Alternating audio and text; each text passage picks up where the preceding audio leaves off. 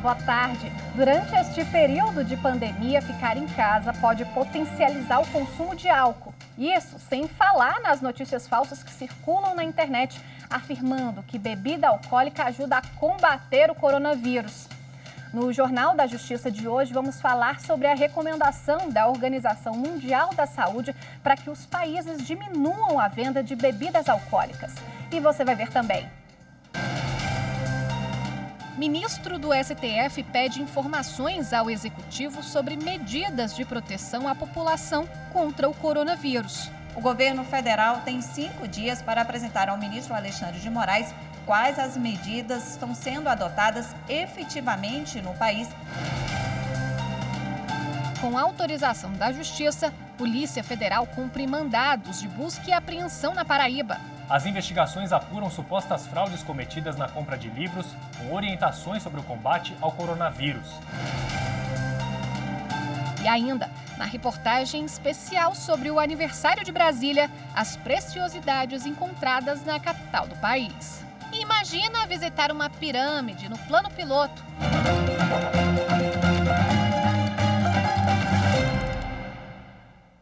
O Partido dos Trabalhadores entrou com uma ação no STF questionando as políticas públicas de combate à Covid-19. Para julgar o mérito da ação, o ministro Alexandre de Moraes pediu informações ao governo federal.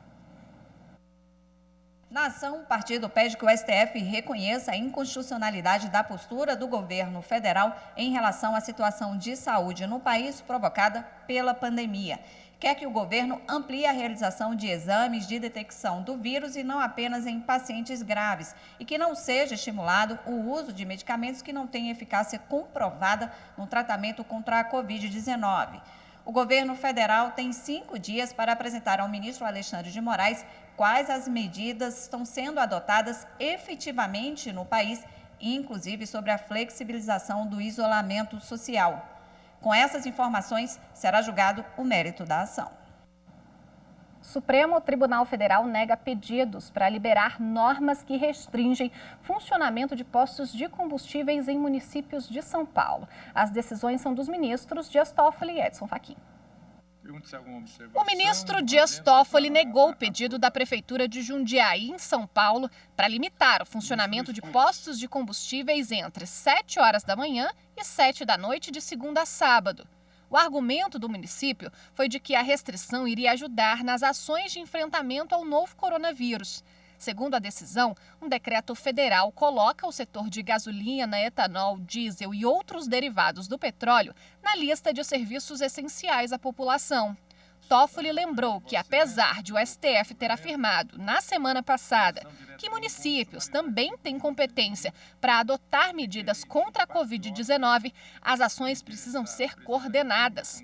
Já o ministro Edson Fachin negou o pedido semelhante da Prefeitura de São Caetano do Sul e também destacou que a suspensão da norma não retira a competência municipal para legislar sobre a pandemia. O Supremo Tribunal Federal recebeu cerca de 1.300 processos relacionados ao coronavírus. Vamos dar uma olhadinha no painel Covid-19 que fica na página do STF na internet. O Supremo Tribunal Federal recebeu 1.303 processos e tomou 1.001 decisões. A maior parte das decisões foi negado o segmento, ou seja, o STF entendeu que não vai se manter essas ações analisadas aqui no STF.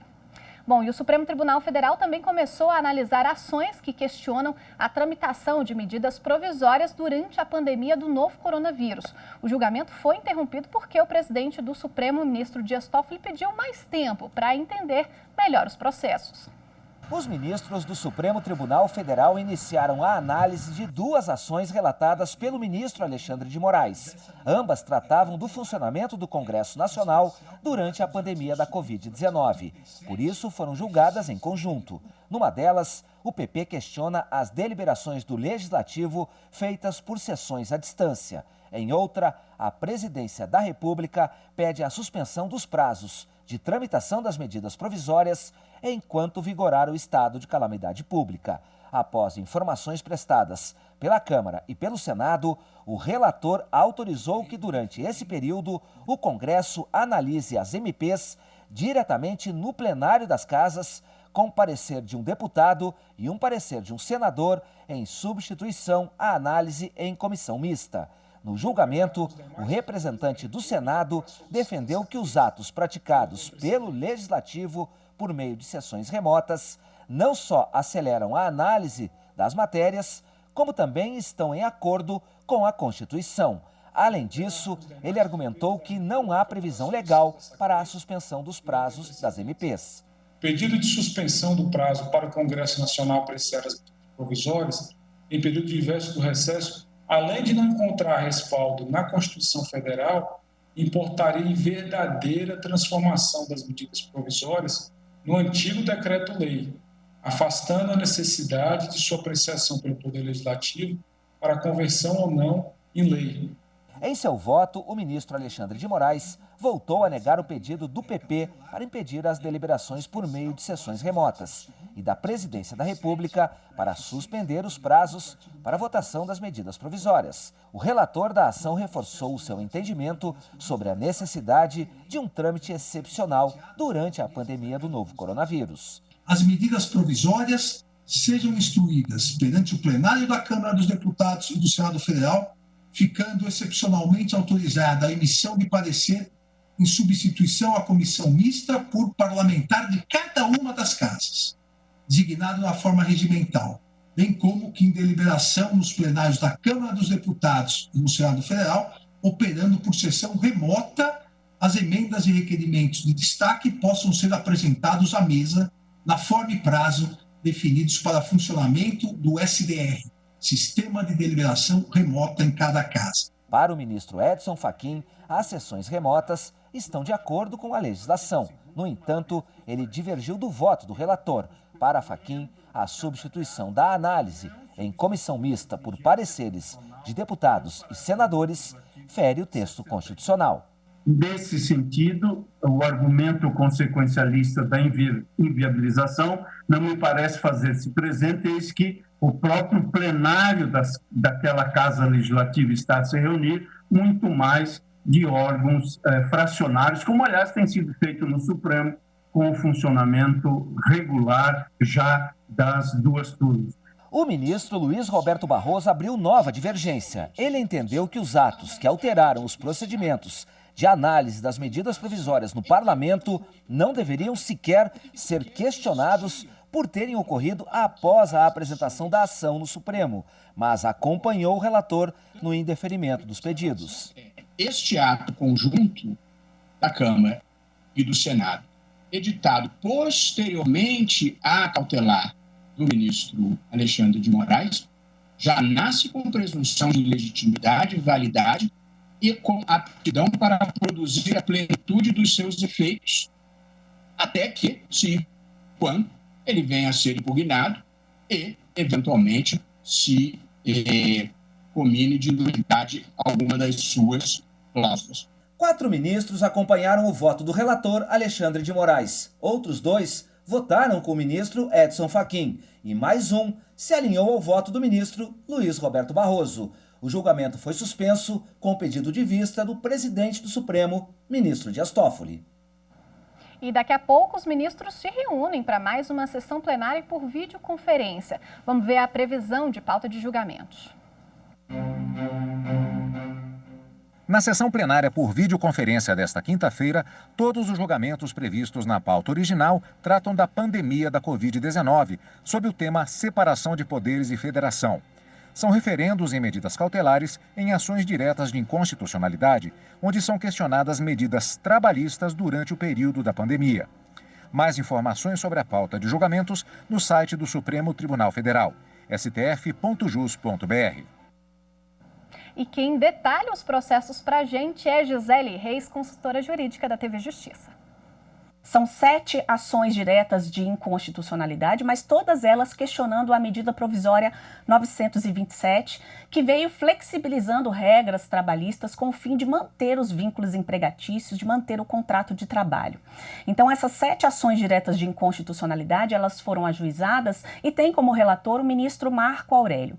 Esta medida provisória, ela permitiu essa flexibilização das regras trabalhistas, ou seja, ela adaptou aí algumas formalidades a esse momento de urgência que o Brasil tem passado por conta da pandemia do coronavírus. Então, ela estabeleceu a possibilidade de um acordo individual por escrito entre patrão e empregado, existe a possibilidade da instituição do teletrabalho, de antecipação de férias individuais, mesmo naqueles casos em que não haja ainda iniciado o período aquisitivo, também prevê a possibilidade de férias coletivas e antecipação do banco de horas, dentre outras medidas. Os autores das ações diretas de inconstitucionalidade questionam que esta matéria não poderia ter sido tratada por medida provisória. Somente uma lei complementar poderia dispor sobre esse assunto. E argumentam também que há ofensa a direitos fundamentais do trabalhador, como, por exemplo, a hipótese de se estender a jornada de trabalho daqueles que trabalham na área de saúde sem respeitar regras de insalubridade. Então, eles questionam a constitucionalidade dessa medida provisória e, inclusive, requereram uma medida liminar, um pedido liminar que foi indeferido pelo ministro Marco Aurélio. Na ocasião em que o ministro analisou esses pedidos, ele entendeu que não há argumento para que esta medida provisória seja suspensa, não há afronta à Constituição Federal. Os partidos argumentam que não pode esses acordos individuais prevalecerem sobre acordos coletivos, nem mesmo sobre a legislação federal, mas o ministro, por enquanto, entendeu que não, que as medidas provisórias permanecem em plena vigência e que, no momento oportuno, o Congresso Nacional irá se manifestar. Na reunião de hoje, onde os ministros irão participar dessa sessão plenária, todos os ministros poderão, então, se manifestar para dizerem se vão manter ou não esta decisão tomada pelo ministro Marco Aurélio em caráter liminar, que, na verdade, indeferiu o pedido dos autores da ação. Esta medida provisória, ela teve como contrapartida dessa flexibilização das regras trabalhistas a manutenção dos contratos de trabalho, ou seja, dos vínculos de emprego. Portanto, logo mais, os ministros irão debater esse assunto. E a seguir, alcoolismo e isolamento social. O OMS recomenda a diminuição na venda de bebidas alcoólicas em todo o mundo. A gente fala sobre isso daqui a pouquinho. Até já. Direitos iguais, né, para as pessoas serem tratadas sem diferença, né, de modo igual para todos também.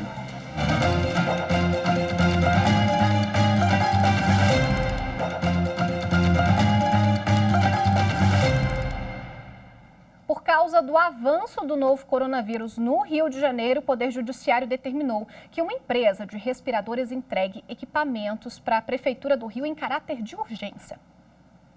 A Prefeitura do Rio de Janeiro recorreu à Justiça depois que a empresa informou que não entregaria os 80 respiradores comprados em dezembro porque o Ministério da Saúde requisitou todo o estoque. Ao julgar o caso e analisar a situação grave do sistema de saúde pública do Rio, com 90% dos leitos ocupados em razão do avanço do novo coronavírus, a Justiça determinou que os respiradores sejam entregues em caráter de urgência. Em nota, a empresa responsável pelos equipamentos insistiu que vai entregar todo o estoque para o governo federal. A Organização Mundial da Saúde recomendou que haja uma diminuição na venda de bebidas alcoólicas em todo o mundo. Uma das preocupações da OMS está na queda da imunidade provocada pelo consumo de álcool. A orientação foi feita a empresas e aos governos dos países que enfrentam a Covid-19. A Organização Mundial da Saúde afirma que as medidas de isolamento social adotadas em várias partes do planeta podem levar a população a consumir mais bebidas alcoólicas. Além dos riscos à saúde, a OMS também quer evitar conflitos domésticos, provocados pelo consumo excessivo de álcool, e defende o respeito às leis que tratam, por exemplo, da idade mínima para o consumo de bebida alcoólica. E ainda tem as fake news. Com o avanço da doença, mensagens falsas enviadas em aplicativos de troca de mensagens e redes sociais afirmam que consumir bebidas alcoólicas pode ajudar pessoas infectadas pelo vírus no combate à doença. A OMS deixa um alerta de que essas informações são falsas. E quem conversa com a gente um pouquinho mais sobre esse assunto ao vivo pelo Skype é o doutor Samuel Marçal. Muito obrigada pela participação no Jornal da Justiça. Doutor, essa é uma recomendação da Organização Mundial da Saúde, mas como é que o governo pode fazer para controlar, né, a venda e o consumo de bebida alcoólica?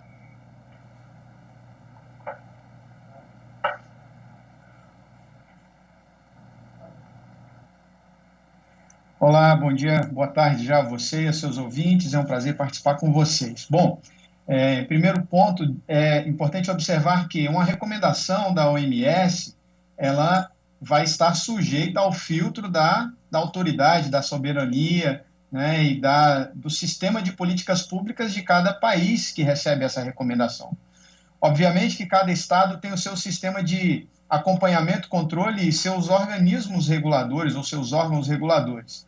No caso do governo da República Brasileira, o Ministério da Saúde e os órgãos correspondentes a ele devem acompanhar, juntamente com a Justiça, obviamente, o bom ou mau uso da liberdade que é dada. Então, comercializar bebida alcoólica não é crime, consumir bebida alcoólica não é crime, desde que dentro dos parâmetros que a legislação estabelece, que sejam observados, por exemplo, não é permitido fornecer bebida alcoólica a pessoas que têm um problema de saúde reconhecidamente correspondentes ao consumo da bebida alcoólica, a crianças, por exemplo, né? E nem de maneira desordenada. Por exemplo, no momento em que nós vivemos, em que os bares são recomendados a estarem fechados, fazer um fornecimento de bebida alcoólica com mesas na rua, por exemplo. Então, é possível acompanhar mediante informação e determinações coerentes, como, por exemplo, o fechamento do comércio, mas o Estado apenas com informação consegue transmitir educação para que, por exemplo, o consumo dentro dos lares seja melhor feito, ou pelo menos que se tenha uma consciência a respeito do consumo de uma bebida alcoólica dentro de uma casa. Não é possível para o Estado, a menos que ele seja provocado, fazer o controle do consumo de bebida alcoólica dentro de uma residência, por exemplo. Em que casos, doutor, é proibida a venda de bebida alcoólica? Só de menores de idade mesmo? Olha, o Estatuto da Criança e do Adolescente determina que sanção administrativa e crime. Então, é crime em duas áreas, né? O fornecimento de bebida alcoólica a crianças. Também não é permitido fornecer bebida alcoólica a pessoas que são civilmente incapazes. Então, não importa se ela é uma criança, se ela é uma pessoa civilmente incapaz, por exemplo, alguém que tenha reconhecidamente dificuldade cognitiva, né, pessoas portadoras de necessidades específicas, é proibida a venda de bebida alcoólica e o fornecimento, não só a venda, mas o fornecimento de bebida alcoólica para esse grupo específico de pessoas. Doutor, o que acontece com pais responsáveis ou até o vendedor, né, que repassa bebidas alcoólicas para um menor de idade ou para um incapaz? Tá bom. Vamos entender que bebida alcoólica ela possui componentes que podem causar dependência física ou psíquica. Portanto, é considerado como uma droga, né? E para isso tem uma educação específica e informações específicas para consumo de bebida alcoólica. Então, o fornecimento de bebida alcoólica para crianças ou para civilmente incapazes, para pessoas que não podem ter consumo, por exemplo, um alcoólatra que é tratado quimicamente por conta do consumo de bebida alcoólica, é crime oferecer bebida para essa pessoa, fornecer bebida e vender. Bom, o que acontece com os pais, ou com a família, ou um ambiente controlado como uma casa? Da mesma forma que você pode denunciar uma violência contra a mulher, você também pode denunciar o fornecimento de bebida alcoólica para crianças, mesmo que seja dentro de uma casa. Então, o vizinho que reconhece que existe esse sistema, ele pode fazer uma denúncia. Ele pode fazer uma denúncia na delegacia especializada, como, por exemplo, Delegacia da Criança e do Adolescente. Ele pode fazer uma denúncia no Ministério Público, ele pode fazer uma denúncia na Defensoria Pública, ele pode oferecer uma denúncia para um policial que está passando na rua, para uma delegacia, né? E a infração ela é administrativa para a venda de bebida alcoólica e também pode ser criminal, de acordo com o Estatuto da Criança e do Adolescente, porque é o descumprimento de uma proibição estabelecida na lei. Então, isso pode promover desde interdição do estabelecimento, pagamento de multa ou criminalização por responsabilidade de um pai ou de um maior responsável, de uma pessoa responsável por aquele cidadão que está consumindo bebida alcoólica e que não é permitido que ele tenha acesso a ela. Ótimo, doutor Samuel Marçal, muito obrigada pela participação aqui no Jornal da Justiça. Até mais.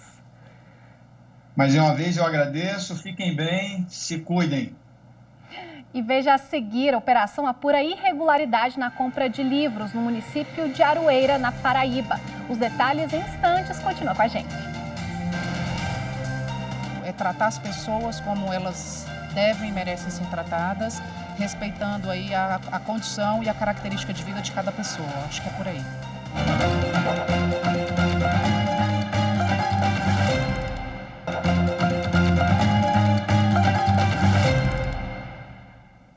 A 6ª Vara Federal em Campina Grande determinou a apuração de irregularidades na compra de livros no município de Aroeira, na Paraíba. A Polícia Federal, o Ministério Público e a Controladoria Geral da União fizeram uma operação nesta quinta-feira. Os detalhes com Gabriel Ciafrei. Ao todo foram cumpridos 3 mandados judiciais de busca e apreensão. As investigações apuram supostas fraudes cometidas na compra de livros com orientações sobre o combate ao coronavírus. Segundo a Controladoria Geral da União, o material teria sido comprado com superfaturamento de quase R$50 mil. A CGU afirma ainda que o preço pago pela Prefeitura seria 330% maior do que o preço original dos livros. O que chama a atenção dos investigadores é que um material parecido está disponibilizado de forma gratuita no site do Ministério da Saúde. Os investigados vão responder pelos crimes de peculato e inexigibilidade indevida de licitação. O Departamento Penitenciário Nacional apresenta hoje o projeto de estruturas temporárias para a separação de presos com coronavírus. Quem tem mais informações é Viviane Novaes. O DEPEN vai apresentar o projeto ao Conselho Nacional de Política Criminal e Penitenciária.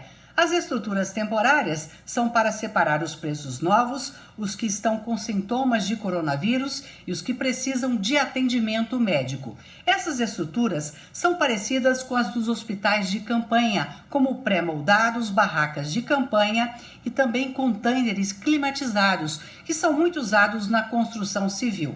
Os números mais recentes do DEPEN mostram que nos presídios brasileiros ocorreram 3 mortes por coronavírus.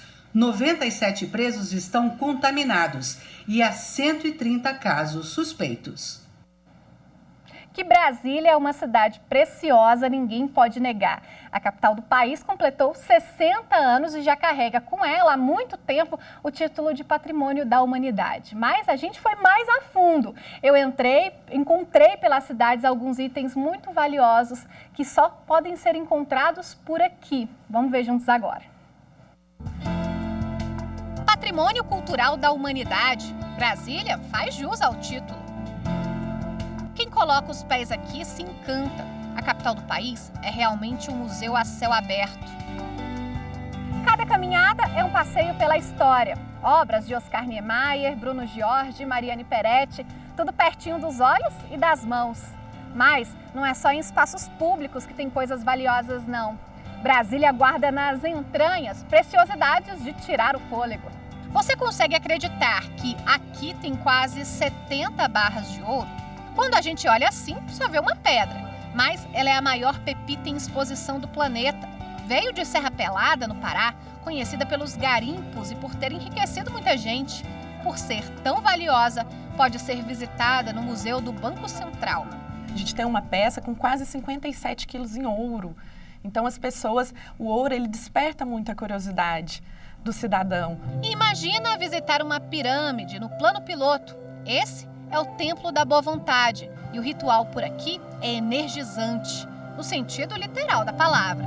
O cristal, no alto, foi pensado para emanar o vigor do sol. Um lugar ecumênico, onde todo mundo pode meditar e entrar em contato com o eu interior. Praticamente quase todas as religiões do mundo consideram o cristal um elemento muito sagrado, de radiação de energia, de força. Ele é considerado o maior cristal puro do mundo. 6 faces, 21 quilos, sequer foi lapidado. A pedra foi encontrada em 1989, na cidade em que o nome já diz tudo, Cristalina. Percorreu 148 quilômetros até cumprir a missão no templo. O memorial em homenagem ao pai de Brasília, JK, abriga a história do idealizador da capital e itens dignos de realeza, como este. O presente veio das mãos da Rainha Elizabeth II, uma coleção original dos livros de Shakespeare, diretamente do século XVIII. Hoje, a única do mundo, com valor incalculável. Eram duas iguais no mundo. A outra houve um incêndio para lá de Londres há mais de 20 anos, uma parte incendiou e a outra se pôs no fogo, ficou só essa.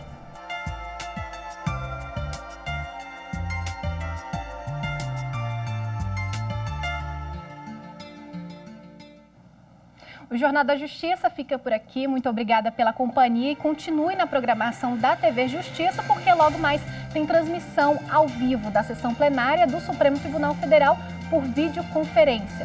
Tchau, tchau!